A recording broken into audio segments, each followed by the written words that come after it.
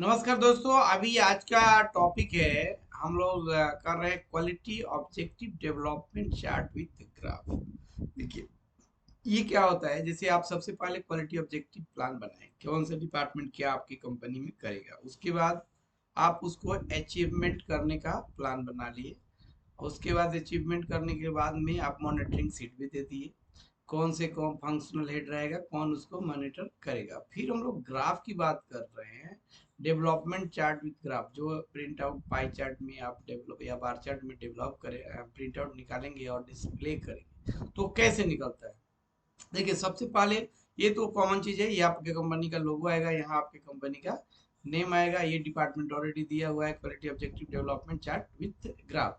और ये document number, ये आपका क्यूएमएस का 4 नंबर फाइल है सर। 4 नंबर जो डॉक्यूमेंट फाइल दिया गया है, तो 4 नंबर फॉर्मेट है। रिवीजन नंबर 0, यानी कि फर्स्ट में रिवीजन हुआ, फर्स्ट टाइम में बना रहे हैं तो रिवीजन 0 आएगा। डेट किस डेट में आप बनाए हैं वो डेट आएगा। एक्चुअल ऑब्जर्वेशन डेट, जिस डेट में ऑब्जर्वेशन किए आप, वो एक्चुअल ऑब्जर्वेशन डेट इधर आएगा। डिपार्टमेंट वही है, जैसे sales, marketing, store, dispatch, production, maintenance, purchase, quality, development, HR and QMS.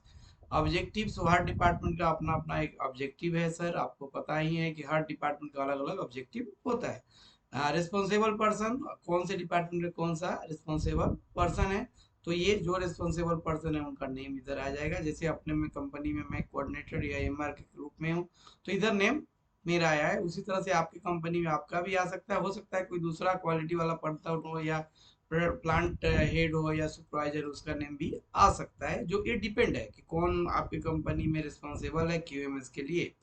Next जो है, प्रीवियस परफॉर्मेंस लेवल की बात करें, कभी भी कंपेरिजन जो होगा सर, वो क्या होगा, प्रीवियस लेवल पे होगा। तो पहले ईयर में आपका अगर परफॉर्मेंस ये पार्ट में दिख रहा है ना कि पूरा हर, जैसे अचीवमेंट 80%, नेट सेल 1 करोड़ था, जैसे इन्वेंट्री 5 लाख मेंटेन करते थे आप, कस्टमर शेड्यूल 90% करता था, ब्रेक डाउन 8 आवर्स होता था, जैसे प्रिवेंटिव मेंटेनेंस जो प्लान आपका मशीन वाइज होता था वो 95%, ऐसे सब का दिख रहा है ना, पैरामीटर दिया हुआ है। तो वैसे ही परफॉर्मेंस जो क्वार्टरली हम लोग निकालेंगे, 1 फरवरी 2024 टू 30 अप्रैल 2024 का, तो इसमें टारगेट जो अचीव हुआ 30, अगर मैं इसी मंथ का लास्ट डेट लेता हूँ 34, तो ये 3 मंथ के बाद में आया, तो ये टारगेट कितना अचीव हुआ, 90% अचीव हो गया, यानी इंक्रीज हो गया सर।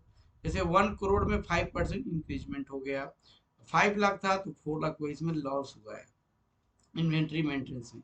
जैसे 90 पहले कस्टमर शेड्यूल में 90 था, 95% इंक्रीज हुआ है।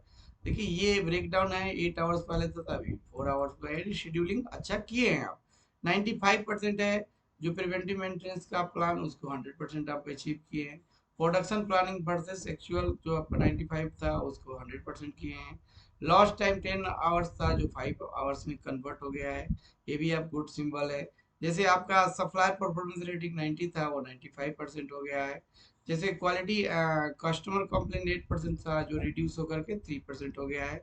टेस्टिंग फ्रीक्वेंसी पहले 90% था क्रिटिकल पैरामीटर के लिए, जो 100% कर दिए, वो एक गुड सिंबल है आपकी कंपनी के लिए। जैसे आप सैंपल डेवलपमेंट 25 नंबर करते थे, वो आपको 30 नंबर हो गया।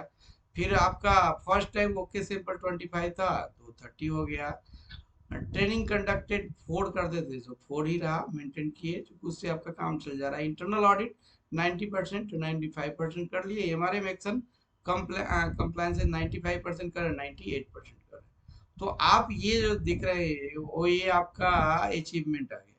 तो एक्चुअल ऑब्जर्वेशन परफॉर्मेंस आप देखेंगे, तो नहीं, एक्चुअल में आपका टारगेट टारगेट ये था कि इतना होना चाहिए।